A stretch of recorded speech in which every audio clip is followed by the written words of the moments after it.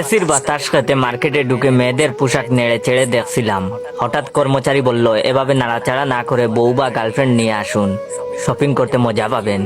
নিজেকেও অপমানিত বোধ করছি, তবুও সামান্য ভাব নিয়ে বললাম, আমার গার্লফ্রেন্ডের জন্য আমি কিনতে এসেছি, তোমার সমস্যা কি? তখন সে বলল, সরি স্যার, তবে আমি বলছিলাম কারণ আপনি পছন্দ করে নিলে ঝামেলা হবে, 70% এর বেশি তার পছন্দ হবে না, তখন আবার রিটার্ন কিংবা পরিবর্তন করতে আসতে হবে। আমি বললাম, আমার গার্লফ্রেন্ড এখানেই আসছে, তাই অপেক্ষা করছি। লোকটা আর কিছু না বলে চলে গেল। আমি খুব বুদ্ধিমানের মতো হাঁটতে লাগলাম, কিন্তু এখন গার্লফ্রেন্ড কিভাবে আনবো? কারণ আমার কোনো গার্লফ্রেন্ড তো দূরের কথা, মেয়ে বান্ধবীও নেই।